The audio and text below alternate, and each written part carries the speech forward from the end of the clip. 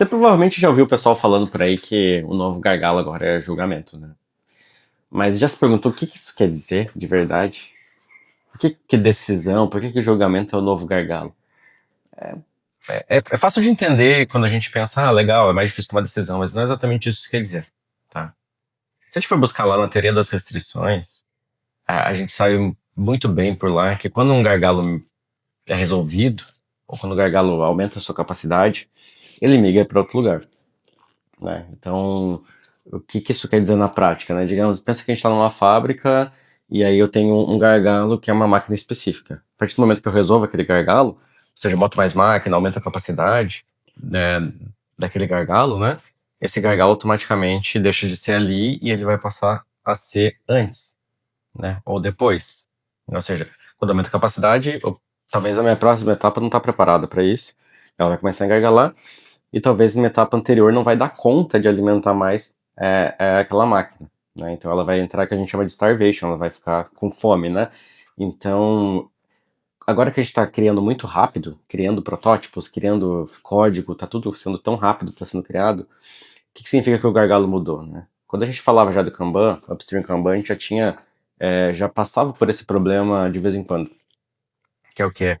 É o desbalanço ali entre as ideias, a criação das ideias, a modelagem das ideias, da descoberta, e o que de fato vai ser executado.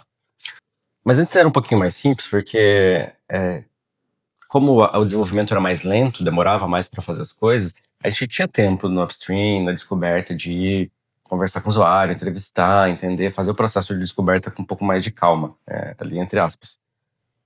O que está acontecendo agora é que, como a execução está muito mais rápida, a gente está pulando essa etapa, por quê? Porque o downstream, né, ou seja, a criação, né, a execução, no caso, ela está com fome. Ela precisa de código, ela precisa entregar coisa. Então a gente não está tendo tempo de validar se aquelas coisas são boas. E a gente está tendo que tomar um monte de decisão, que antes a gente demorava 2, 3 meses para precisar tomar aquela decisão.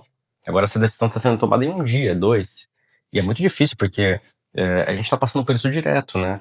No mesmo dia a gente tem que conversar com o usuário várias vezes, com o cliente várias vezes para entender regras, para entender se aquilo faz sentido, se essas coisas se conectam, né? E o que a gente conseguia fazer com calma antes, a gente não consegue mais fazer agora. Então, o que a gente precisa? A gente precisa agora otimizar essa fase da descoberta, do entendimento, né? E o que é isso, né? Não é parar de fazer, não é deixar a IA fazer tudo. Porque a gente precisa ainda dessa conexão humana. Porque tem um problema muito específico aqui. Toda decisão errada que a gente vai tomando, ela vai se acumulando, né?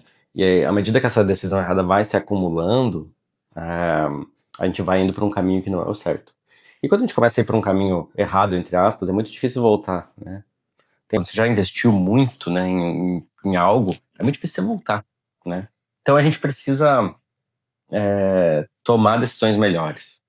Ponto. Então, como é que a gente vai fazer isso, né? Como é que a gente vai usar a IA para tomar essas decisões melhores, para ter mais dados, né? Para conseguir deixar esse upstream, né? A gente fazia isso muito, a gente faz isso no upstream, que é ter um WIP mínimo, né? Ter quantidade de trabalho em progresso mínima, para que eu possa escolher coisas que já estão validadas e deixar as coisas em validação em andamento, né? Ou seja, eu não deixo o meu downstream com fome, né? Eu não deixo a minha execução ali com fome, mas ao mesmo tempo eu não fico passando coisas só por passar, né? Que vão ser travadas depois ou que vão virar uma decisão errada.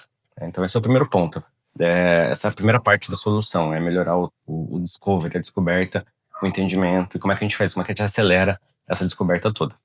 E o segundo ponto é a gente ter arquiteturas que são fáceis de ser modificadas, né? Então quando a gente fala de arquitetura emergente, e todo o desenvolvimento de software nos últimos 30, 40 anos, ele sobrevive na ideia de que o software vai mudar, que as coisas vão mudar, né? E isso está acelerando cada vez mais.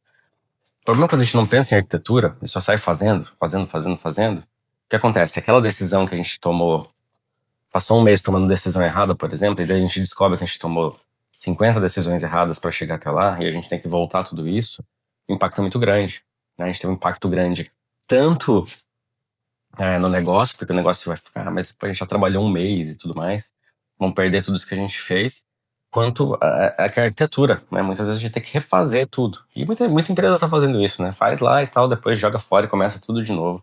Agora, certo, só que fica nesse ciclo sem fim, né? Se você não resolve uma arquitetura que permita mudança, um código que permita mudança, você não vai conseguir avançar como os outros, né? Todo mundo vai avançar, todo mundo tá avançando.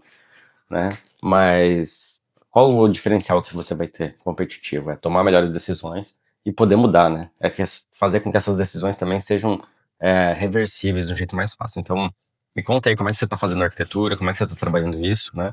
Tem gente que acredita ainda que o código não é mais importante, que o que importa agora é só fazer e tudo mais, mas eu discordo completamente disso, né? Justamente porque um código mais organizado, uma arquitetura melhor, vai fazer também a sua LLM trabalhar melhor, né? Isso é meio óbvio depois que a gente fala, né? Então, vai me contando aí o que vocês acham, segue a gente aí e vamos falando.